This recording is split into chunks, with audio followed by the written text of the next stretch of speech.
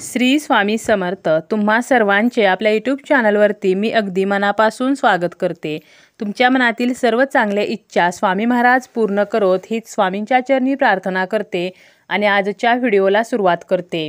आजच्या व्हिडिओमध्ये आपण पाहणार आहोत ते म्हणजे वैशाख अमावस्या जी आहे तर ती 6 जूनला आहे आणि या दिवशी तुम्हाला जर कोणी कितीही आग्रह केला, तुमच्या कितीही आवडीचे हे पदार्थ असले तरी सुद्धा इतरांकडून हे पदार्थ तुम्हाला चुकूनही खायचे नाहीत। अगदी एखाद्याने तुम्हाला जरी हे पदार्थ फुकट दिले तरी सुद्धा हे पदार्थ खाणे आपल्याला टाळायचे आहे। खास करून ज्या व्यक्तींना तुमच्याबद्दल बघवत नाही किंवा ज्या व्यक्तींच्या मनात आपल्याबद्दल वाईट भावना आहे तर अशा व्यक्तींकडून हे पदार्थ आपल्याला खायचे नाहीत। तसेच आपल्याला आपल्या घरामध्ये सुद्धा काही पदार्थ या दिवशी बनवायचे नाहीत। तर असे कोणते पदार्थ असणार आहेत हे आपण या व्हिडिओमध्ये पाहणारच आहोत। पण त्यापूर्वी आपण अमावस्येची थोडक्यात माहिती पाहूया। अमावस्येला आपण कोणत्या गोष्टी करायला हव्यात तर हे आपण पाहणार आहोत आणि कोणत्या गोष्टी करायला नको तर हे सुद्धा मी तुम्हाला थोडक्यात सांगते।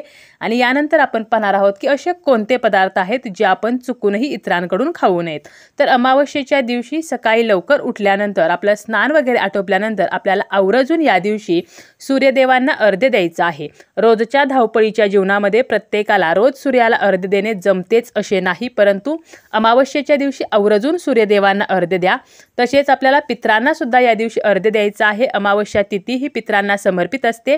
त्याप्रमाणेच आपल्याला आपल्या उंबरट्यावरती पाणी शिंपडायचं आहे। असं म्हटलं जातं की उंबरटा म्हणजे आपल्या पितरांचं स्थान असतं, त्यामुळे उंबरट्यावरती आपण जेव्हा पाणी शिंपडतो तेव्हा पितर जे आहेत तर ते तृप्त होतात आणि आपल्याला आशीर्वाद देतात, ज्यामुळे आपल्याला पितृदोष लागत नाही आणि पितृदोषामुळे होणारे जे काही त्रास असतात तर ते आपल्या वाट्याला येत नाहीत। त्यामुळे आपल्याला दररोज शक्य असेल तर दररोज उंबरट्यावरती पाणी शिंपडा आणि दररोज शक्य नसेल तर आपल्याला अमावस्येला आवर्जून उंबरट्यावरती पाणी शिंपडायचं आहे। तसेच आपण जे पितरांना अर्घ्य देतो तर ते अर्घ्य देताना तांब्यामध्ये पाणी घेऊन त्यामध्ये काळे तीळ, एक फूल टाकायचं आहे आणि दक्षिण दिशेला तोंड करून आपल्याला हे पितरांना अर्घ्य म्हणजेच पितरांना तर्पण करायचे आहे। आणि दिवसभरामध्ये तुम्ही कधीही हे तर्पण जे आहे तर ते करू शकता। जसं की उगवत्या सूर्यालाच आपल्याला अर्घ्य द्यायचं आहे किंवा जास्तीत जास्त तुम्ही 7:30 वाजेपर्यंत किंवा जास्तीत जास्त 8 वाजेपर्यंत हे अर्घ्य देऊ शकता, परंतु पितरांना आपण जे अर्घ्य देतो तर ते तुम्ही दिवसभरामध्ये कधीही देऊ शकता। आपण जेव्हा सूर्यदेवांना अर्घ्य देतो यामुळे आपल्याला आरोग्याची प्राप्ती होत असते। तसेच काही कामे जर आपण केली तर आपल्या कुंडलीतील रवी जो आहे तर तो कमजोर जर असेल तर तो सुद्धा मजबूत होतो आणि म्हणून आपल्याला अमावस्या तिथीला ही जी कामे आहेत तर ती आवर्जून करायची असतात। गरजूंना दानधर्म या दिवशी आपल्याला करायचा आहे। ज्या व्यक्तींना खरंच गरज आहे मदतीची तर त्यांना मदत जी आहे तर ती सुद्धा करायची आहे, जेणेकरून आपला रवी जो आहे तर तो मजबूत होईल।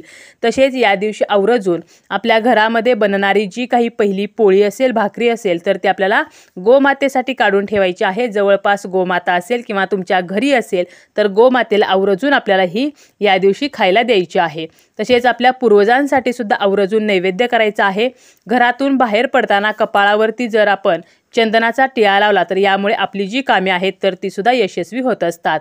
तसेच तुम्ही संध्याकाळी एक नारळ घेऊन तो तुमच्या घरावरून ओवाळून त्यानंतर फोडायचा आहे आणि बाहेर फेकून द्यायचा आहे। यामुळे जी काही तुमच्या घरातील नकारात्मकता आहे या नारळासोबत घरातून बाहेर जात असते। तसेच या दिवशी आपण काही गोष्टी या चुकूनही करू नयेत, जसं की या दिवशी काळे वस्त्र परिधान करू नयेत। या दिवशी आपल्याला अंधाऱ्या जागेमध्ये आवर्जून दिवा लावायचा आहे। कोणतीही आपल्या घरामधील जागा आहे तर ती अंधारी असावी तर असं आपल्याला या दिवशी तरी ठेवायचं नाही, त्या ठिकाणी दिवा लावायचा आहे। तसेच तुम्हाला या दिवशी काही अन्नपदार्थ आहेत तर ते आपल्या घरामध्ये करायचे नाहीत, जसं की मांसाहार असेल किंवा काही लाल रंगाच्या ज्या भाज्या असतात, वांग असेल, कांदा लसूण असेल, तसेच आपल्याला मसूर डाळ असेल किंवा चणा डाळ असेल तर या गोष्टींचं सुद्धा आपल्याला या दिवशी सेवन करणे टाळायचे आहे। या भाज्या आपल्याला आपल्या घरामध्ये बनवायच्या नाहीत। आता आपण हे पाहूया की कोणी जर तुम्हाला काही पदार्थ देत असेल तर असे कोणते पदार्थ आहेत तर बघा, शक्यतो आपल्याला या दिवशी बाहेरचं जेवण किंवा हॉटेलचं जेवण सुद्धा टाळायचं आहे। आता आपल्याला ज्या व्यक्ती आपल्याबद्दल वाईट चिंतणारे आहेत तर अशा व्यक्तींकडून आपल्याला हे अन्नपदार्थ चुकूनही खायचे नाहीत।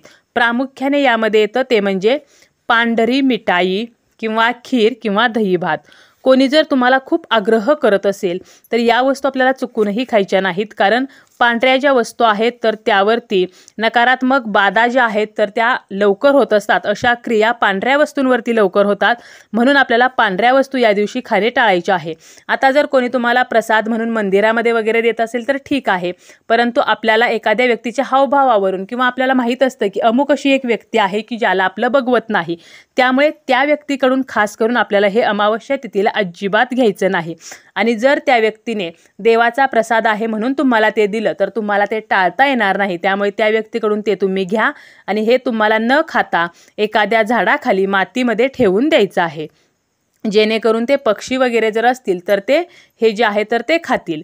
आता यानंतर आहे ते म्हणजे चहा आणि कॉफी, म्हणजे ज्या व्यक्तींबद्दल आपल्या मनामध्ये संशय आहे तर त्या व्यक्तीकडून आपल्याला चहा कॉफी जे आहे तर ते सुद्धा घ्यायचं नाही। कोणी तुम्हाला चहा कॉफीसाठी विचारलं तर स्पष्टपणे नाही म्हणायचं आहे। यानंतर आहे ते म्हणजे खाऊचे पान, खाऊचे पान असेल, लवंग, तसेच हिरवी वेलची, तर या ज्या गोष्टी आहेत, हे जे पदार्थ आहेत तर यावरती सुद्धा या नकारात्मक बाधा ज्या आहेत तर त्या पटकन होत असतात आणि म्हणूनच आपल्याला या ज्या गोष्टी आहेत तर ते खाणं सुद्धा आपल्याला या दिवशी टाळायचं आहे।